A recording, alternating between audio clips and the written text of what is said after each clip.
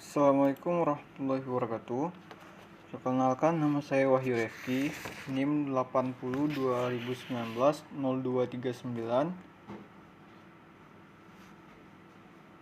Di sini saya akan mempresentasikan tugas basis data lanjutan pada materi ERD di kelas 02 PT 4. Baiklah, di sini kita sudah ada mengenai contoh kasus, yaitu contoh kasus daripada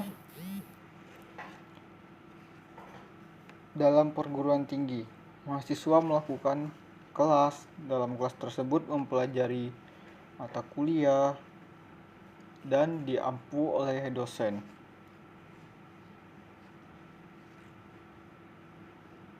Baiklah, lanjut. Sebelum kita mencari nilai maksimum atau minimum, kita harus mengetahui identitas yang ada. Yang pertama, apa itu kelas? Kelas yaitu bisa kita bilang dengan kelas pada mata kuliah.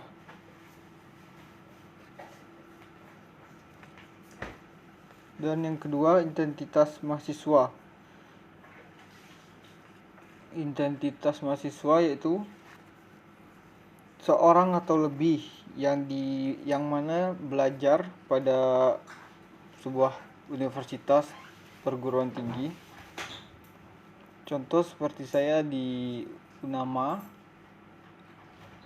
saya di mahasiswa TI, saya mempunyai ini contoh seperti itu. Lanjut pada mata kuliah. Contoh mata kuliah pada kelas tersebut itu pada contoh mata kuliah yang diajarkan. Mata kuliah biasanya diajarkan oleh dosen, meliputi nama dosen, kode mata kuliah, dan jumlah SKS. Lanjut, dosen. Dosen adalah yang mengajarkan. Baiklah, lanjut mencari nilai batas maksimum cardinality ratio konstan dan nilai batas maksimum partisipan konstan. Mahasiswa. Satu mahasiswa bisa mengontrak berapa kelas? Satu mahasiswa yaitu bisa mengontrak banyak kelas. Misal, seperti di kelas saya, ada kelas basis data, setelah itu ada kelas pemrograman web, setelah itu ada kelas seperti statistik dan probabilitas, lalu ada RPL dan lain-lain. Ada banyak kelas, jadi mahasiswa bisa mengontrak banyak kelas. Lanjut, apakah untuk mahasiswa harus mengontrak kelas?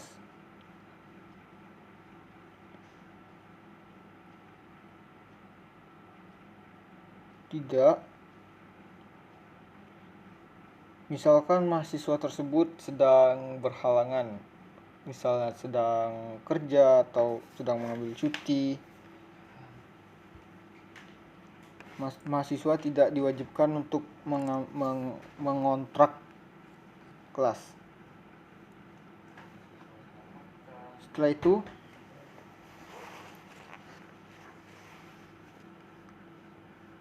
kelas dikontrak mahasiswa. Satu mahasiswa bisa mengontrak beberapa kelas.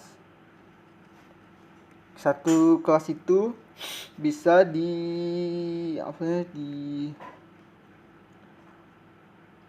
ditentukan banyak mahasiswanya. Lanjut, apakah untuk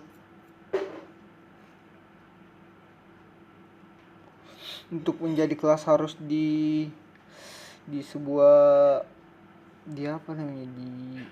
di kontrak mahasiswa? Iya, karena jika tidak ada mahasiswa mengontrak tersebut, apa yang akan diajarkan oleh dosen?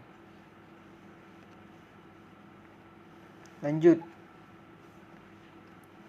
Kelas mempelajari mata kuliah. Kelas mempelajari mata kuliah. Satu kelas bisa mempelajari berapa mata kuliah? Satu kelas itu hanya bisa mempelajari satu mata kuliah, karena misalkan basis data jam 9 pagi dan RPL jam 9 pagi juga, itu tidak bisa. Lanjut, apakah untuk menjadi kelas harus mempelajari mata kuliah? Iya, karena jika ada kelas tapi tidak mempelajari, maka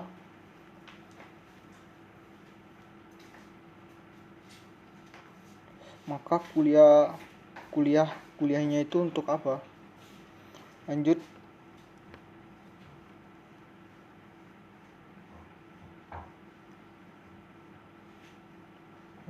Mempelajari kelas.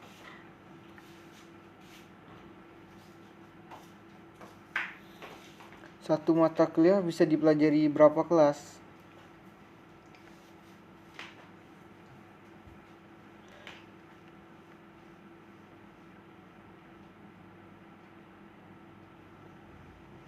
Bisa diajari banyak kelas. Apakah untuk menjadi mahasiswa harus dipelajari kelas? Tidak.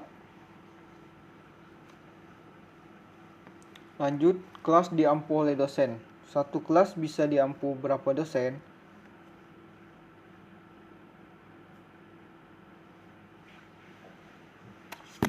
Secara umumnya itu dosen bisa lebih dari satu atau beberapa dosen. Ketika dosen sedang berhalangan atau sedang ada kegiatan yang tidak bisa ditinggalkan, dosen tersebut bisa untuk menggantinya pada dosen lainnya. Lanjut, apakah untuk menjadi kelas harus diampu dosen? Iya, karena jika kelas kelas tersebut tidak diampu dosen, maka siapa yang akan mengampunya? Lanjut, dosen mengampu berapa kelas? Dosen mengampu kelas. Lanjut, satu dosen bisa mengampu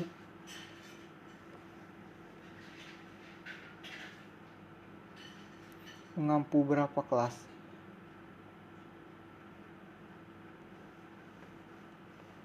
Kalau dosen biasanya bisa mengampu banyak kelas dengan di hari yang sama tetapi di jam yang berbeda. Lanjut, apakah untuk menjadi dosen harus mengampu kelas? Iya, karena jika tidak, bagaimana? Baiklah, sekian presentasi dari saya akhiri. Wabillahi taufik wal hidayah. Wassalamualaikum warahmatullahi wabarakatuh.